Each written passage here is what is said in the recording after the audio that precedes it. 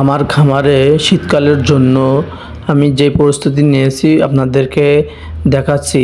দেখতে পাচ্ছেন যে আমি আমার খামারে একটা লাইট হিটার লাগিয়েছি। এই হিটারে কারেন্ট কম পড়ে এবং ঘরটা গরম থাকে, যাতে করে কোনো মুরগি শীতকালে অসুস্থ না হয়ে যায়। শীতকালে মুরগি একটু বেশি অসুস্থ হয়।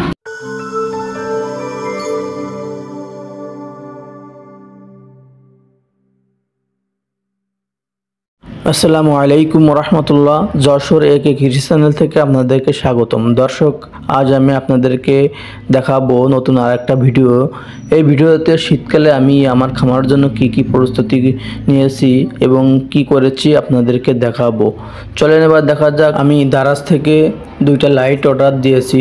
এই দুইটা লাইট আলো হয় না, কিন্তু এতে তাপ হয়। খামারে মুরগির জন্য তাপের যে প্রয়োজন শীতকালে, সেই শীতকালে তাপটা মেটানোর জন্য আমি দারাজ থেকে দুইটা লাইট অর্ডার দিয়েছি। সেই লাইট দুটা এসেছে এবং আপনাদেরকে দেখাবো আমি, এবং কিভাবে সেট করি তাও আপনাদেরকে দেখাবো। দেখতে পাচ্ছেন যে লাইট দুইটা আমি খুলতেছি। এই যে এটা হলো প্যাচের লাইট, যাতে করে খুলে পড়ে না যায়। এটা একটু হিট হয়, এই জন্য এদের প্যাচ দেয়।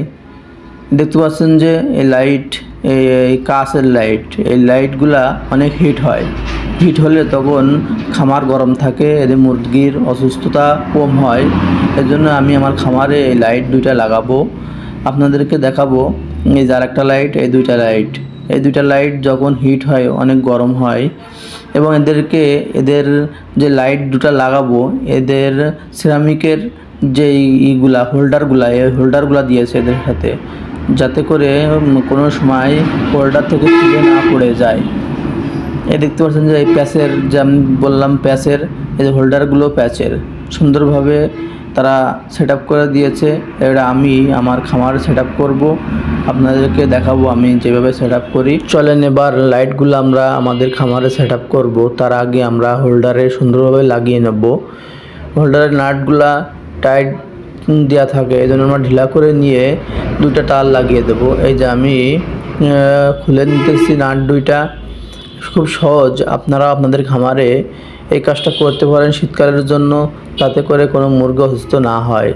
যখন একটা খামারে মুরগি অসুস্থ হয়, সে খামারই বোঝে তার কি কষ্ট। দেখতে পাচ্ছেন দুইটা তার আমি হোল্ডারের যে নাট খুলেছি, দুই পাশে আমি সুন্দরভাবে লাগিয়ে নেব, যাতে করে খুলে না পড়ে। সেভাবে টাইট দিব, আর বেশি টাইট দিবেন না, ভেঙে যাওয়ার সম্ভাবনা আছে। এটা যেহেতু কড়ির, এই জন্য আমরা বেশি টাইট দিব না, যে মাপ পরিমাণ টাইট দিব। আমাদের হোল্ডার অলরেডি লাগানো হয়ে গেছে। এবার আমরা লাইট লাগিয়ে দেখি কীরকম হয়। এই যে আমরা লাইট লাগাই নিতেছি। এই যে প্যাচ তো একটু দেখে শুনে লাগাবেন, যাতে করে প্যাচ নষ্ট না হয়। প্যাচ নষ্ট হলে লাইট লাগাতে সমস্যা হবে। এই যে এবার আমরা আমাদের খামারে যাব লাইট লাগাতে। এই যে খামারে ঢুকতেছি। ঢুকার পরে আমরা যেখানে মুরগি রাত্রে থাকে, ওই জায়গায় আমরা লাইটটা স্থাপন করব, যাতে করে সুন্দরভাবে তাপটা তাদের গায়ে লাগে, বা তাদের শরীরে সুন্দরভাবে লাগে, সেইভাবে আমরা লাইটটা সেট আপ করবো। এই যে আমি চালে একটা বাঁশ দিয়ে নিতেছি, যাতে করে একবারে মাঝখান বরাবর আমি লাইটটা দিতে পারি।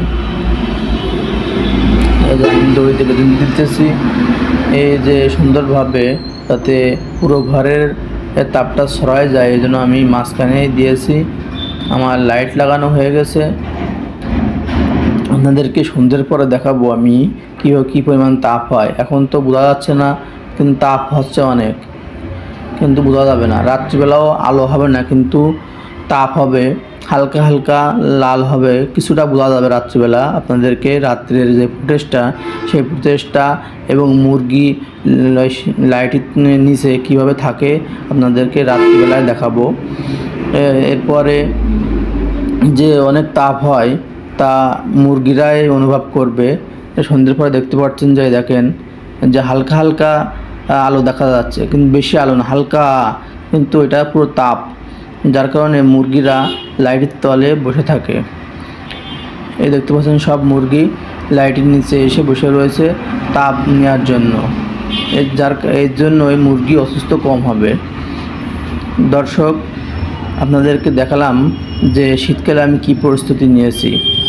দর্শক, আজ এই পর্যন্ত, দেখা হবে পরের পর্বে।